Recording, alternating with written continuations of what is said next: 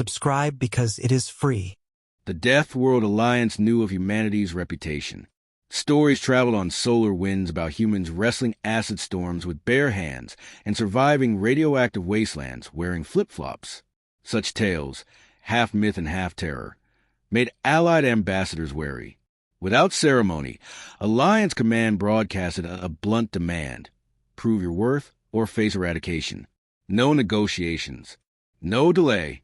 A sealed container landed in the Alliance's Grav-born courtyard. Its exterior was unremarkable. Reinforced titanium panels stamped with etched warnings. Living. Highly instinctive. Open at your own peril. Ambassadors in ornate battle regalia gathered around, eyes flicking between the crate and each other. A six-armed xenologist, each limb adjusting a different data sensor, scanned for biosignatures. Sensors blinked with a faint heartbeat and low-frequency tremors. Excitement and fear mingled in the air. The lead ambassador barked an order: open it. Security drones hovered, poised to immobilize anything that emerged. The seal cracked with pneumatic hiss, and the lid rose. A scream tore through the courtyard, shattering reinforced glass panels and rattling grav guns out of nervous grips. Another, deeper shriek followed, vibrating eardrums and rattling teeth through protective masks. Aliens staggered, hands pressed to auditory sensors. When silence fell, the creature lunged free. Bioluminescent nodules along its spine pulsed like warning beacons. Venomous spines tipped its sinewy limbs, and glowing eyes exuded primal rage. A general fired containment net, but the beast tore through it as if it were silk. Guards unleashed plasma bolts, searing streaks across its hide, but it barely flinched. The creature charged into crowd, every step fracturing stone tiles beneath. Pandemonium erupted. Alien soldiers scrambled to establish perimeter defenses, while diplomats dove for cover behind transport crates. The creature's scream echoed down corridors, causing distant structures to tremble. One ambassador, faceplate cracked, shouted that humans had tricked them with a suicide bomb. Another speculated it was a living weapon, bred for destruction. But no one admitted underestimating humanity's audacity. In secure archives on Earth, human scientists watched the live feed, arms crossed, snacks in hand. They exchanged bets. Would the Alliance mobilize a fleet or declare immediate retreat? Laughter filled the control room as they loaded new scenarios into simulation matrices. One researcher tapped a keyboard and printed a report titled Battle of the Ancients. Strategy A1, just add screaming. They rated the creature's chaos index as 11 out of 10 and high-fived. Back on the Alliance command dais, crisis protocols activated. Holographic displays flickered, showing evacuation routes as half the city panicked. A crustacean general, exoskeleton slick with hydraulic fluid, roared to deploy orbital bombardment. A reptilian diplomat countered that destroying their own capital to kill a single creature was wasteful. Voices clashed over comm channels. Some called for analysis, others for immediate eradication. Through the chaos, the narrator's tone remained unflinching. Humanity's message was clear: underestimate us at your own risk. The creature, now nicknamed Screech Beast by terrified soldiers, slipped into maintenance tunnels. Alarms echoed like funeral bells. Power conduits exploded as it passed, plunging entire districts into darkness. Alien eyes, used to conquering worlds, widened in collective dread. Despite the bedlam, glimpses of Alliance arrogance cracked through. They believed a measured response would subdue this Earth animal. But two things humans mastered were unpredictability and dark humor. The Alliance's worst fears had just begun. Screaming had not stopped and likely never would. The fate of their empire hinged on a gift from a species that thrived on chaos itself. Screech Beast's claws gouged through reinforced corridor plating as it tore free, shrieking into the dimly lit tunnels beneath the Alliance capital. Metal sparks flew as its bioluminescent spine scraped support beams, illuminating the chaos it left in its wake. Alien technicians, wearing exoskeletal armor optimized for zero-G, scrambled to activate containment protocols. They fired stun beams, high-voltage nets, and sonic dampening charges, but nothing slowed the creature's charge. Each failed attempt spiked panic. Debris clattered as bulkheads buckled under relentless vibration. A crusty officer barked into his comm, Initiate lockdown. Seal secondary hatches. His shouted orders were swallowed by another earth-shaking roar that rattled his teeth, reminding him that this was no mere escapee. It was a living apocalypse. The beast barreled into the main atrium, shattering a massive energy conduit. Power flickered. The hall's gravity generators sputtered. One moment, enemies clung to walls. The next, they floated in zero-G as the conduit's breach fractured the core's containment field. Shrieks and metal creaked as soldiers fought to reorient themselves. Screech Beast, unfazed, bounded across floating debris, pinning a combat mech against the atrium's force field. The mech's pilot attempted to eject, but the creature's vile tongue lashed out, snatching the helmet midair. Laughter crackled over Earth feeds as human analysts rated that moment a solid 10 on the freakout scale. In the control gallery above, diplomats and military strategists bickered over resource allocation. One ambassador declared, "We deploy orbital bombardment now, or we lose the entire vessel." Another hissed, "That could collapse half the city, all to kill a creature from Earth? Preposterous." The argument became so heated that someone unknowingly activated a holographic news ticker displaying real-time statistics. Casualties, 1,239. Infrastructure damage, 42%. Screaming level critical. The absurdity of quantifying screams prompted stifled snorts from exhausted commanders. One muttered into his sleeve, "Why do humans manage chaos so well?" As if the very question insulted his species' competence. Below, Screech Beast's path of destruction widened. Vents exploded, propelling shards of titanium into corridors. An alcove of alien tourists froze as the creature's sonic wave rippled through, causing their helmets to crack and internal monitors to short. Panic swept like wildfire. Civilians dove into maintenance tunnels, seeking refuge from the nightmare unleashed by Earth's gift. A small child, wide-eyed, clutched a plush toy as guards ushered him into an evacuation pod. The juxtaposition of innocence and terror drew another round of reluctant chuckles from human observers, who exchanged memes of frightened alien toddlers with captions like, "When Mom says no dessert." As corridors collapsed, Alliance Command issued a final directive. Trap the creature in a reactor core chamber and fire a precision antimatter missile. Soldiers sprinted toward the reactor, trailing smoke and debris. They erected containment walls, huddling behind vibro shields as flamethrowers roared to life. Yet when Screech Beast reached the threshold, it unleashed a scream so powerful that the shields buckled, forcing troops to scramble backward. Energy cells overloaded, sending shockwaves that fried comm relays and left soldiers deafened. A battle-hardened sergeant tried to shout orders, but his words dissolved into static as his hearing failed. He staggered, stunned by the realization that conventional weaponry was useless. Meanwhile, Earth's control room erupted in uproarious applause. Analysts slumped in their chairs, wiping tears of laughter. One quipped, "Did you see that? Their president's face is literally melting." Ignoring the moral chasm and celebrating another species' suffering. Another offered, "Prep the next phase. Operation come to dinner. We just wait." In that moment, humans demonstrated their ultimate advantage, detachment. They viewed galactic genocide as if it were a sporting event, complete with commentary and popcorn.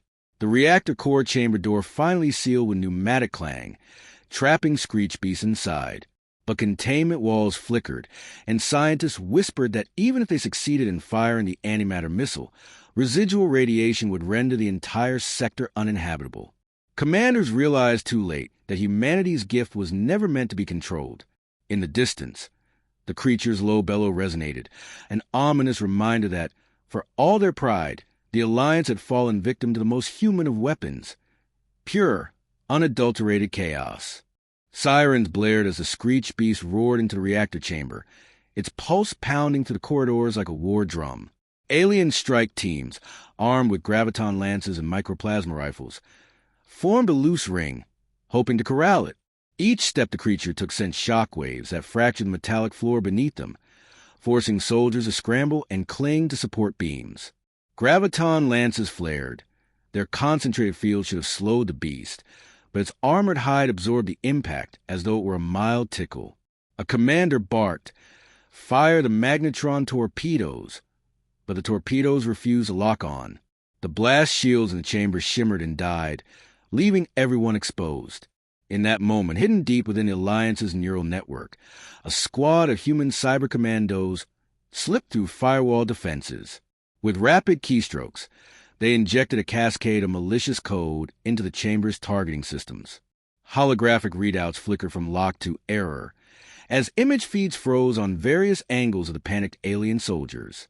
Doors that should have sealed snapped open instead, releasing gusts of superheated air. Weapon consoles sputtered and burst into sparks. Over comms, alien voices stuttered. "What?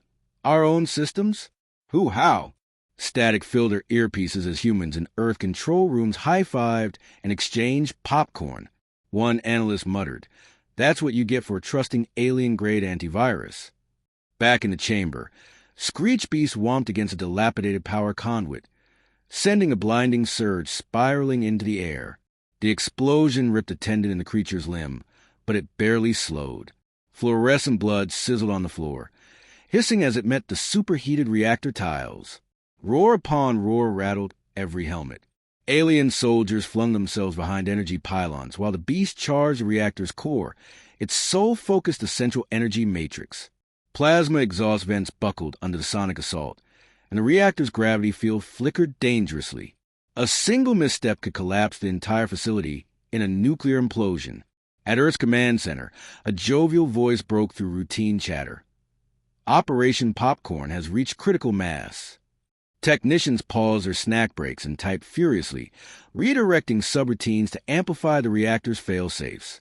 In the Alliance chamber, the reactor core doors hissed shut just as Screechbeast's claws made contact.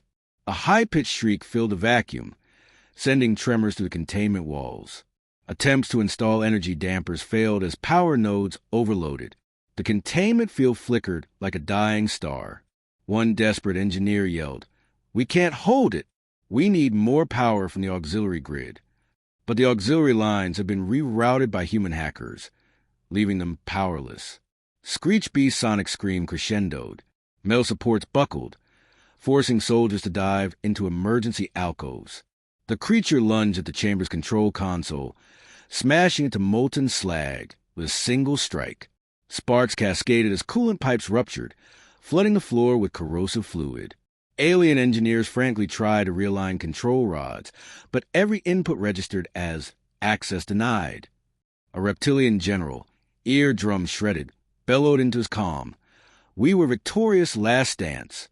Why do we fail now?" His voice trailed into static. Meanwhile, in the control room on Earth, someone pressed the Stage 2 button. A countdown appeared across every interface in the chamber. Initiating phase 2IN321, a silent pause, then a pulse of electromagnetic energy raced through the facility, frying every remaining shield generator. Screech Beast stormed to the failing defenses, its sinister growl echoing like a death knell. Alien soldiers collapsed in waves, incapacitated by the beam's aftershock. In that carnage, humans, unseen, smiled. They had orchestrated chaos from halfway across the galaxy, proving that while alien war fleets might boast superior firepower, nothing could outmatch humanity's ingenuity and appetite for disruption. The reactor core shook once more before stabilizing into eerie silence. Screech Beast, wounded but undefeated, stood amid the ruins, its bioluminescent nodules dimming to a soft glow. The Alliance realized too late that this living gift was never intended for containment. Chaos, it seemed, was the most lethal weapon of all. The Alliance's grand chamber stood in smoldering ruin, the air thick with acrid smoke and the stench of ozone. Screech Beast, its bioluminescent nodules throbbing with a guttering glow, surveyed the collapsed support beams and shattered command consoles. Alien soldiers, battered and bleeding, limped toward the shattered remnants of their once mighty defense grid. The reptilian general, his scales scorched and hearing still rattled from the sonic onslaught, issued a weary order to retreat and seal the chamber. Every step they took risked detonating the unstable reactor core, a ticking time bomb far deadlier than any weapon they possessed. As the last of the soldiers fell back behind reinforced barriers, the creature's guttural growl reverberated, sending tremors through weakened flooring. Alliance engineers scrambled to activate the stasis field generators, their trembling fingers working on fried control panels. Sparks sputtered and popped. Warning sirens wailed like banshees. Finally, with a hiss of leaking coolant and groan of buckling metal, the stasis field sprang to life, encasing Screech Beast in a prism of shimmering energy. Its final scream, punctuated by agony and defiance, echoed until it faded into a pained whine, leaving the chamber in an eerie, oppressive silence. On Earth, the command center erupted in triumphant cheers. Analysts high-fived, spilled coffee in their excitement, and began compiling digital banners proclaiming Operation Screech success. A lead strategist, lips curled in a self-satisfied smirk, declared that humanity's demonstration had secured their position as a force to be reckoned with across the galaxy. Back-to-back news feeds blared headlines like Humans versus Deathworld Alliance, Humans win and Screech Beast won, Alliance 0.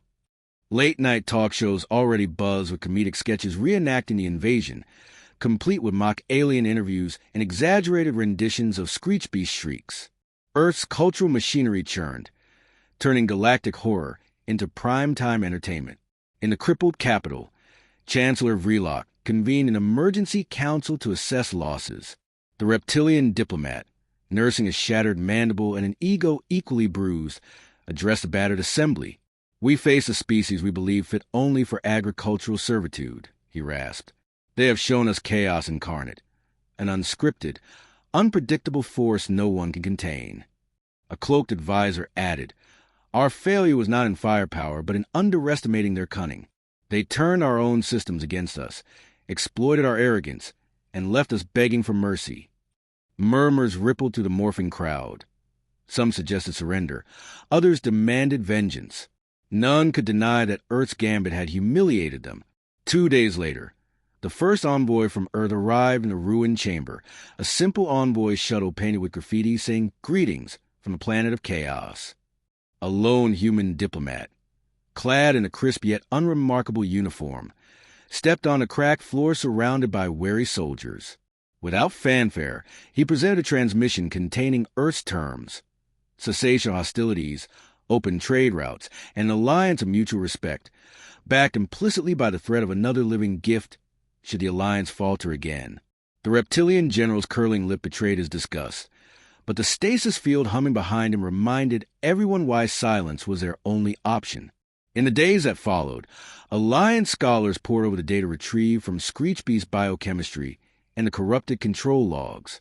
Paper scrolls were scrapped in favor of holographic archives that recorded every detail. Each tactic humans employed, every code they injected, and the digital feints that sowed discord. Treatises labeled "The Folly of Underestimating Primates" circulated among academics. Even the most stalwart military tacticians conceded that no army could hope to match humanity's blend of unorthodox warfare and irreverent humor. Meanwhile, Earth celebrated. Virtual reality concerts replayed alien whales synchronized to bass drops. Virtual graffiti artists painted murals glorifying triumph of the Screech. Memes proliferated. One showed a cartoon Screech Beast holding a sign, "My screams paid the rent," and another depicted an alien in therapy asking, "How do I unhear that scream?" These cultural artifacts solidified humanity's legend as both terrifying adversaries and comedic tricksters, ushering in a new era of galactic recognition. As the wounded commander of Vreelock regained his composure, he issued a declaration that would go down in history. "Let no being doubt the cunning and audacity of humanity. Though they be loud and chaotic, they have proven themselves worthy. We bow not in defeat, but in acknowledgement of their indomitable spirit." Thus, the Deathworld Alliance, humbled and haunted by perpetual echoes of Screech Beast wails, extended tentative cooperation. In that moment, humanity's essence, turning fear into opportunity and chaos into unity, shone brightest. The galaxy never sounded the same again.